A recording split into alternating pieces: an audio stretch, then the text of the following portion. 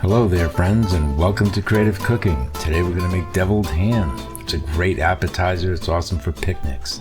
And I'm going to start off with a ham steak that you can see. I am going to trim off the fat and some of the rind. And the best way to do that is with a pair of kitchen shears, which makes very short work of that. You want to clean it up as best you can until all your pieces are clean and fat free. Then we want to dice those up into little cubes or little rectangles. It really doesn't matter because this is all going into a food processor, which is going to grind this meat up nice and fine in the true tradition of deviled ham or deviled chicken. You can do this with chicken too. And we're going to take some celery, and we want to measure this out so that we have a heaping 1/4 cup. And the reason for this is we want ultimately a 1/4 cup of very finely minced celery, which will all be done in the food processor, and it will basically compress down to 1/4 cup. So we're going to do that with the celery, and we're going to do it with onion. And I'm keeping this very simple. We could get into a lot of exotic ingredients in here, but we don't need to. I want you to be able to make this with minimal ingredients and not to have to hunt down some exotic spice from some foreign country somewhere that you never heard of. So we're going to put all of this into the food processor, and it's best to do this with a food processor. That's not to say it can't be done with a knife.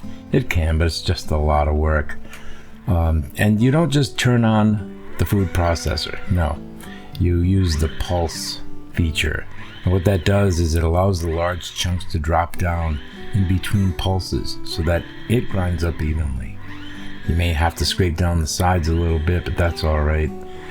Ultimately, what you want is a very fine grind. And you don't even see the vegetables because they get ground up nice and fine too. So once you put that into a bowl, we can start adding the rest of our ingredients, which includes a big dollop of mayonnaise. I suggest you start with less and add later. We're going to add Dijon mustard. That's about a tablespoon. Some Tabasco sauce, or you could use sriracha or your favorite hot sauce, and some Worcestershire. Now, one thing I did when I was editing this video, I said, where's the black pepper? Of all things for me to forget, I didn't put black pepper in here. Can you imagine that? But that's okay. Smush and smash, season with black pepper if you want to, a little bit of cayenne to kick up the heat a little bit, or a little more hot sauce.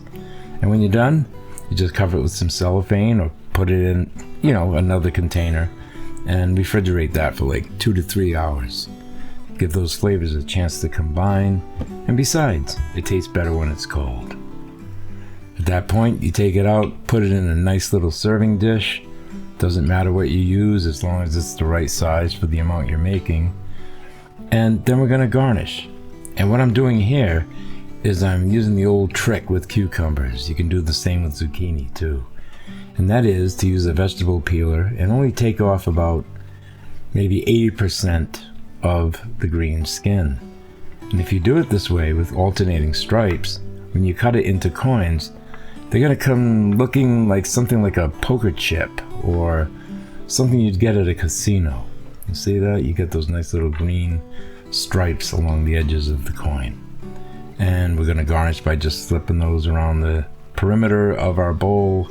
And we're going to serve this with some all grain or multi-grain crackers, or whatever crackers you like. Dust that with a little bit of paprika or some cayenne pepper if you wish. And there you go. I mean, it's just a beautiful way to present it.